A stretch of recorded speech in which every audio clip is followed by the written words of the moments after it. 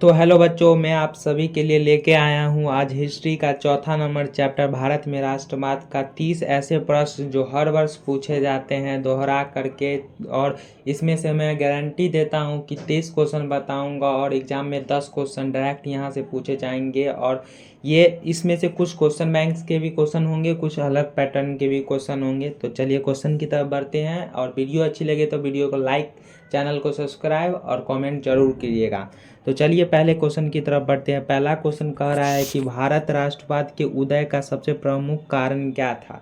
तो इसमें सबसे प्रमुख कारण इसका बताइए आप लोग कि इसका सबसे प्रमुख कारण क्या था। तो इसका सबसे प्रमुख कारण था कि अंग्रेजी शासन के विरुद्ध असंतोष। Option number A is the right option. चलिए दूसरे नंबर क्वेश्चन की तरफ बढ़ते हैं। दूसरा नंबर क्वेश्चन कह रहा है कि ब्रह्म समाज की स्थापना किसने की। ये 2019 में पूछा गया है, देख सकते हैं। तो ब्रह्म समाज की स्थापना राजा राम मोहन राय ने की थी, आप सभी को पता होगा, ऑप्शन नंबर ए। चलिए तीसरे नंबर क्वेश्चन की तरफ बढ़ते हैं। तीसरा नंबर क्वेश्चन है कि आर्म्स एक्ट किसने लागू की। आर्म्स एक्ट किसने लागू की, तो आप लोग जल्दी से बताइए कि आर्म्स एक्ट किसने लागू की। तो आर्म्स एक्ट लागू करने वाले थे लिट्टन ने।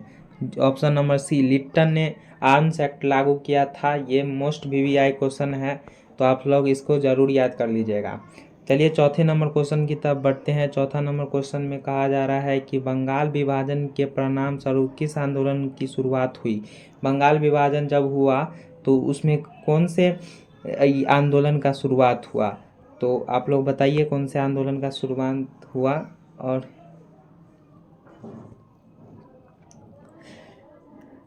तो यहाँ पे स्वदेशी आंदोलन की शुरुआत हुई। Option number B is the right option.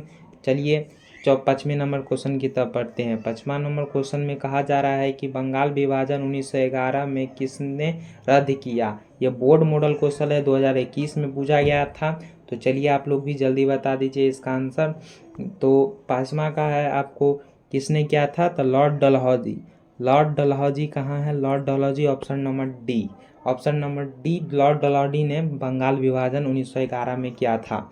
और छठा नंबर क्वेश्चन कह रहा है कि फूट डालो और राज करो की नीति किसने अपनाई थी। 2020 ईस्वी में पूछा गया है। फूट डालो और शासन करो करा किसने दिया था, तो अंग्रेजों ने यहाँ पे option number A is the right option. चलिए ले चलते हैं आपको आगे। 7 नंबर क्वेश्चन में है सिपाही विद्रोह कब हुआ था। ये 2020 में पूछा गया है।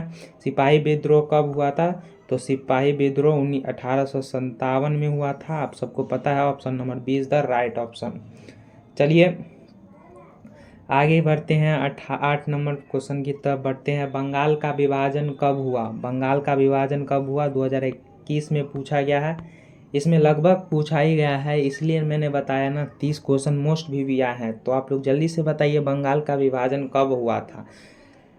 बंगाल का विभाजन आप लोगों को पता होगा कि बंगाल का विभाजन 1905 में हुआ था। बंगाल का विभाजन ये गलत है, 1905 में हुआ था बंगाल का विभाजन। चलिए आगे बढ़ते हैं 9वें नंबर क्वेश्चन की तरफ। 9वां नंबर क्वेश्चन में कहा जा रहा है कि गांधी जी ने साबरमती आश्रम की स्थापना किस वर्ष की। ये 2019 में पूछा गया है। तो आप लोग जल्दी से बताइए कि गांधी जी ने साबरमती आश्रम की स्थापना किस वर्ष की।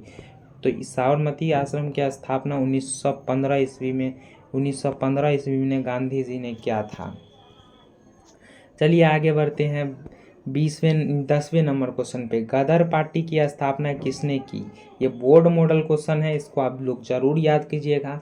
तो बता दीजिए गदर पार्टी की स्थापना किसने की। गदर पार्टी की स्थापना किसने की, जल्दी से बता दीजिए गदर पार्टी की स्थापना किसने की। तो गदर पार्टी की स्थापना लाला हरदयाल ने 1913 ईस्वी में किया था। Option number C is the right option.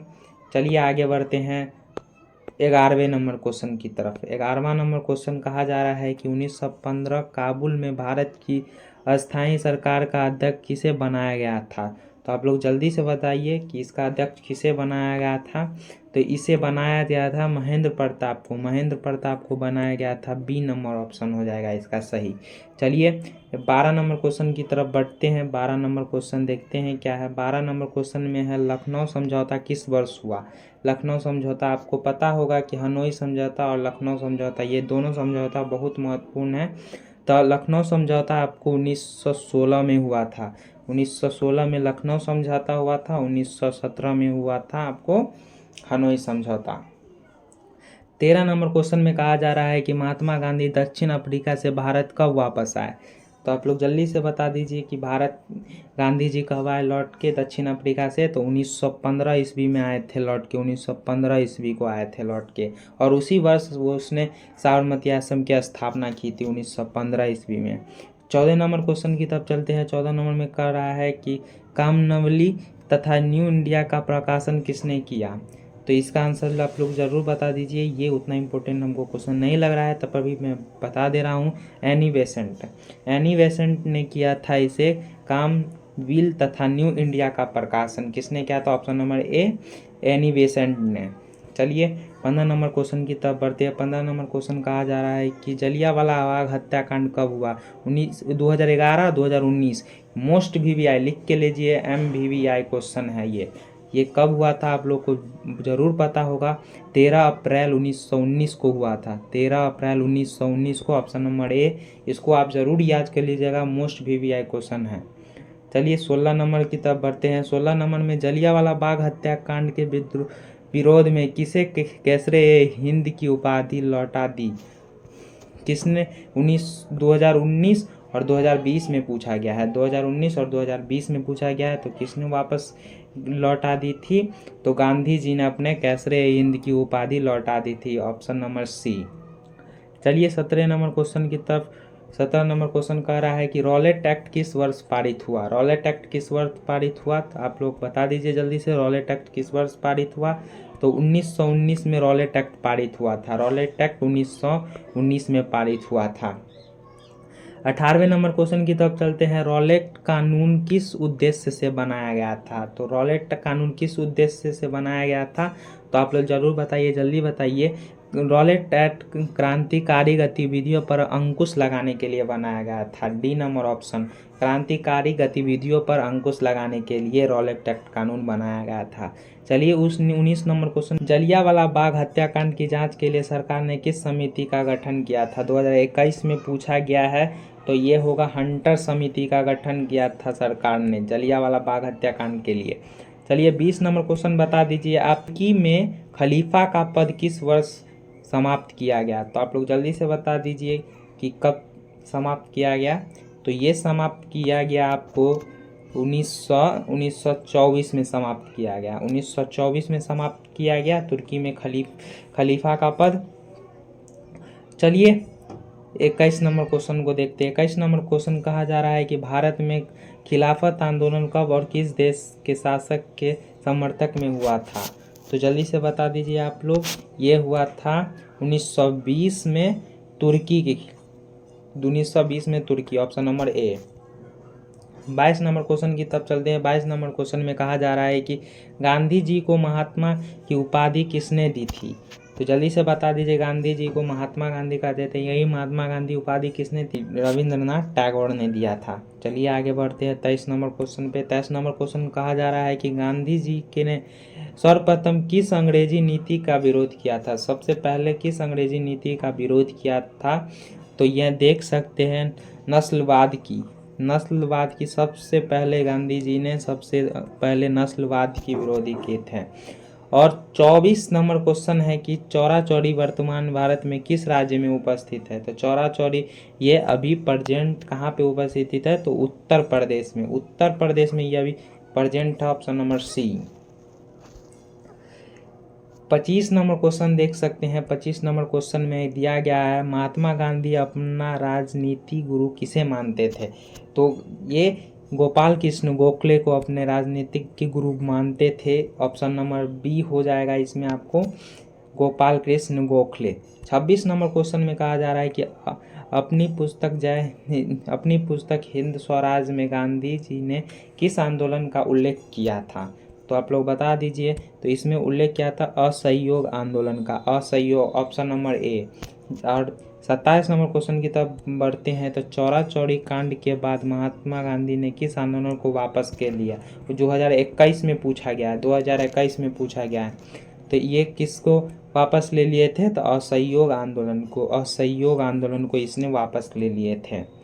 और चलिए 28 नंबर क्वेश्चन की तरफ बढ़ते हैं। 28 नंबर क्वेश्चन कहा जा रहा है कि असहयोग आंदोलन का प्रस्ताव कांग्रेस के किस अधिवेशन में पारित हुआ था? 2018 में पूछा गया है ये। तो आप लोग जल्दी से बता दीजिए।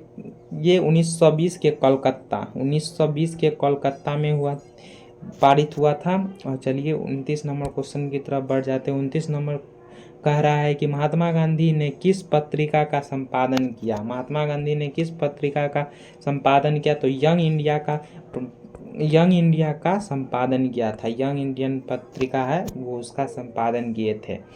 चलिए 30 नंबर क्वेश्चन बता दीजिए कि समन्वय अवज्ञा आंदोलन किस यात्रा से शुरू हुई? 2019 और 2021 दो बार पूछा गया है। मोस्ट VVI क्वेश्चन है ये, मोस्ट VVI।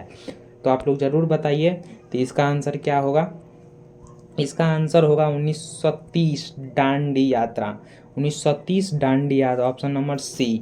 और आपको वीडियो अच्छी लगे तो वीडियो को अवश्य like and comment share subscribe करते और अपने दोस्तों को पास भेज दे। आगे अगर मैं किसी भी तरह का ऑब्जेक्टिव का वीडियो लेके आऊँगा तो आप हमारे बेल आइकन कॉल पे ज़रूर प्रेस कर ले कि आपको नोटिफिकेशन पहुँचती रहे। तो मिलते हैं किसी नेक्स्ट वीडियो में कुछ दूसरे ऑब्जेक्टिव VVI को लेकर के। तब तक के लिए जय हिंद, जय भारत।